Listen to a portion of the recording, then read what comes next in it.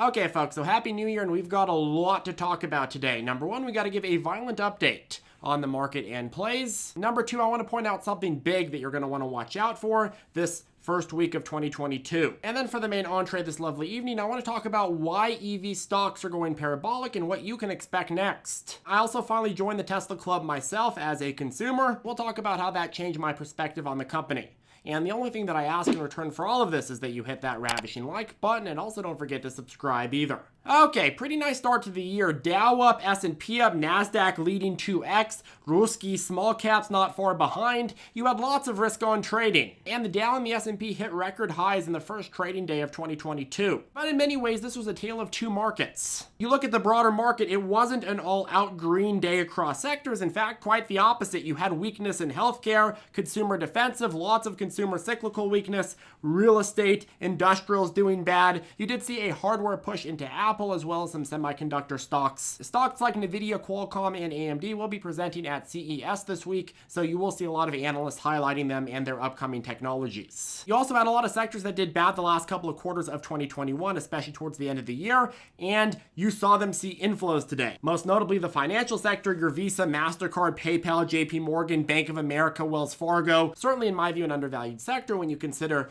the interest rate increases that we're going to see over the upcoming years and how that's going to correspond with higher profit margins for lenders, as well as, of course, the consumer price increases that lead to higher fees for credit card companies and whatnot, and a higher need to take out credit. Mara, lovely Mara, reported 484.5 Bitcoin mined in December, which is a record. Remember, they mined only 196 in November. So a substantial jump, and new investments and scaling deployment this year should make Mara very, very effective at mining them Bitcoin. Of course, we aren't exactly in a hot market for crypto as a whole, and excitement won't return for Mara, lovely Mara, until we are. But during times like these, it's time to look at what the company itself is actually doing and how effective it is at producing, because when the price inevitably goes back, all of a sudden you're in the situation where, hey, Mara is producing a ton of value. And in terms of what we were looking this week for catalysts, I'm specifically watching FDA actions. The beginning of the year can often be the time where the FDA starts sending out a ton of approvals, or at least special designations that can lead to faster approvals. Those decisions can make attached stocks go parabolic. What worked today was GNPX. We briefed on GNPX 30 minutes prior to market open at about 153-ish a share because the FDA had granted them a fast track designation for one of their leading candidates, and on-set news, it ended up being quite juicy. It ran from 153 to 387 in the after hours, and later on, if I'm checking the chart right now, where did it go to?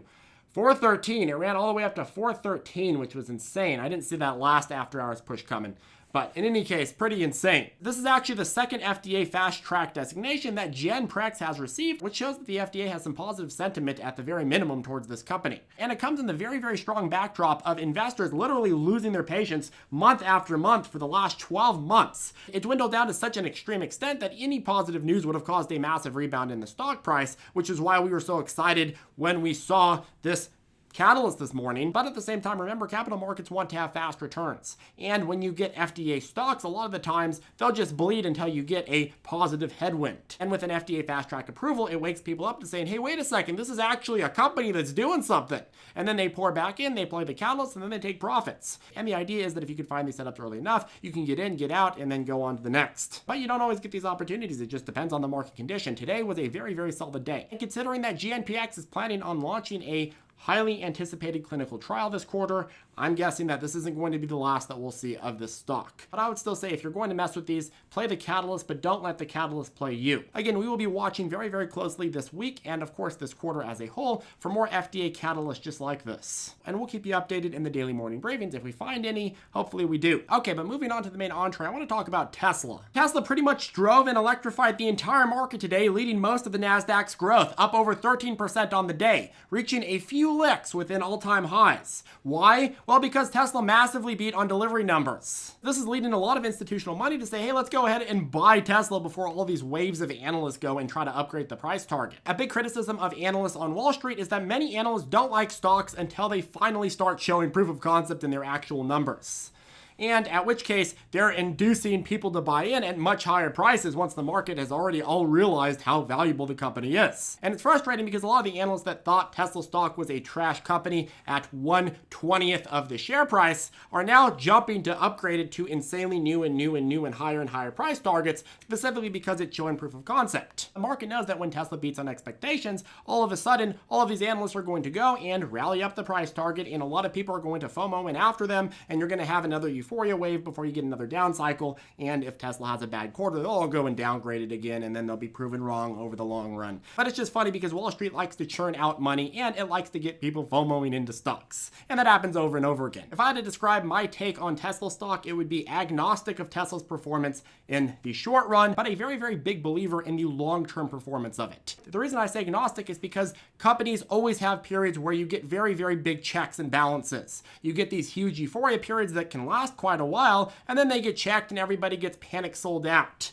And then the cycle repeats. I think that Tesla is very widely misunderstood, which means that a lot of people that bought at all-time highs will be the first to panic sell when they go back down. We saw that earlier in 2021, and I think we'll see it again in different cycles in 2022. But in the long run, it would be really stupid to be a bear. Just look at the overall trend trajectory in the actual company and its growth and all the markets that it's dominating. Just take these latest delivery numbers. They were insane. Worldwide deliveries totaled 308,600 in total deliveries in Q4 of 2021. That was beating the analyst estimate at 263,000 on average. The week before that, there were no shortage of bears attacking Tesla and attacking Elon Musk for selling shares, for recently recalling a lot of vehicles. Lots of press releases acting like Tesla's been a big, massive scam, and a lot of people are going to get their rear ends handed to them. And again, as somebody who's agnostic on the short-term performance of Tesla, but very bullish on the long-term performance, I gotta say, I was a bit squeamish on the delivery situation. With global supply chain issues fairly weak in 2021 and some month-over-month problems that we saw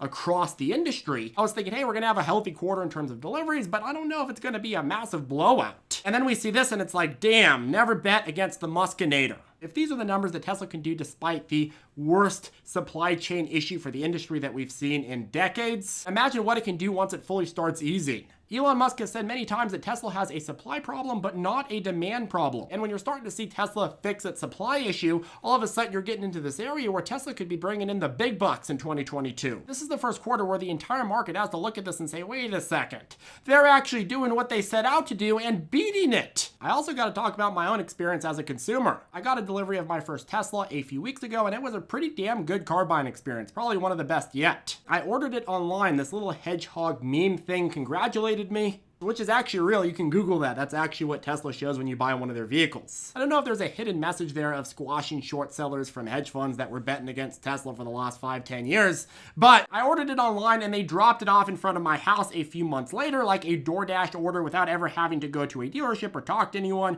which is great because I'm antisocial and I like to stay in the house. Just kidding. But you just unlock it with the Tesla app on your phone and you take delivery. You don't have to talk to anybody. I think that some people have to go to an actual Tesla dealership, but they just brought it to the house. Just depends on the locality you're in and how easy it is to deliver it. And the car itself is fantastic. I drove it on a long road trip over New Year's and I'm totally in love. I even named her Tessa. Tessa the Tesla. Acceleration is super clean and streamlined. Autopilot is somewhat useful on long road trips, especially wall-to-wall traffic where you're not even moving very quickly, but it also works pretty well when you have to go fast. It just follows the lanes, but you do want to make sure that you're monitoring it because if something changes really quickly, it might not react exactly how you'd want it to react. That said, my perspective on being a new consumer is that Tesla is certainly more of a cult brand than I ever imagined. I knew that it was a cult stock, but when you actually pull up the charging stations, everyone is trying to chat you up like you're in some sort of secret club. It's just missing the candle and chanting rituals and the Elon Musk picture. It's definitely like a cult, except the cult is huge and growing fast. I would have to argue that their cars are overpriced for what you get, but they are really selling the experience, aren't they? The experience is super unique, and Apple pulls off a similar shtick. Apple's products, their iPhones, their iPads, their MacBooks, their iMacs aren't cheap. You can get alternatives that are very similarly spec'd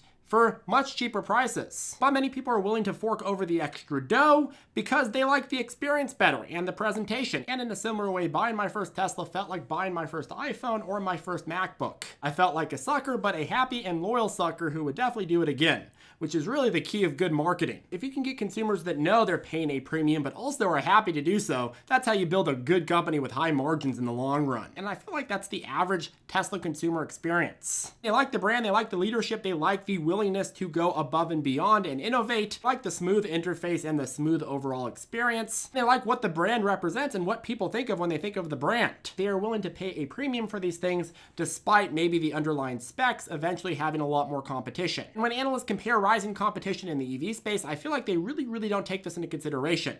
Consumer behavior and how dedicated consumers are to certain brands that they like, and the underlying magnetic attraction that attracts consumers to brands. Without that, it leads a lot of analysts to thinking that Tesla will be bludgeoned by increasing competition, when in reality, you could try to replicate an iPhone all you want. You can design it with much better specs. You can create a much cheaper phone, but for a very large portion of Apple customers, you're not going to get them to switch because they're loyal to the brand, they like the phone and the experience, and they're willing to pay more even though they might not be getting more. And with Apple, similar to Tesla, they're able to create an ecosystem for their phones. Tesla has created an ecosystem for their cars, and they're increasingly building upon that. And when analysts compare rising competition in the EV space, what do they forget to do? They forget to really quantify that magnetic attraction that Tesla has to new consumers and loyal customers from the past. But anyways, in terms of bigger picture, this report is really a testament to the management of Tesla and their relationship with suppliers. Navigating record after record despite huge supply chain issues across the industry is a huge accomplishment. Okay, lastly, I do want to talk a little bit about Chinese EV companies, specifically NIO. So China overall saw a huge boom in EV demand in Q4 because they have a massive subsidy that is expiring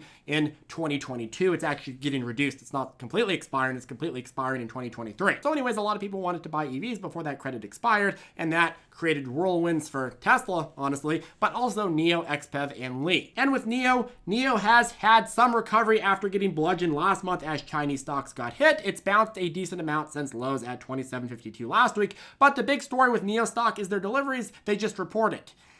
NIO delivered 91,429 vehicles in 2021 in total, which increased 109% year over year. We made a video talking about projected deliveries for NIO in 2021, and I was thinking around 89,895 in total. NIO ended up doing almost a couple thousand more than our expectations even. NIO, in my view, is a very unique situation. You have two different stories. You have the story of, well, the supply chain has hurt NIO quite a lot at fulfilling demand, but demand has stayed very hot. That's something that NIO is going to benefit from dramatically once those supply chain issues start really loosening up, which they appear to already be. And then of course you have the other side of the story, which arguably is more of a cause for the beatdown, and that is the Chinese FUD part. The market doesn't want to touch it because of the Chinese regulatory FUD environment. Now, I'll be the first to tell you that you never really know what's going to happen in China, and I wouldn't put a lot of money in China for that one reason, but if you're going to invest in developing markets, you have to look at the actual picture of what's going on here. The reason I think that Chinese regulatory fear on NIO is largely unfounded is because Chinese regulatory action that we've seen and rhetoric that we've seen hasn't been pointed at all at EV companies. It's been directed towards a lot of really major companies that are encroaching power on entire industries and hitting monopoly status, and the government's like, no, we want to control everything, so we want to make sure that you're not getting in our way. In terms of bad headwinds from the government over in China, I would say the only thing you could really even point to is that, of course, EV subsidies are going to be dwindling over the upcoming years.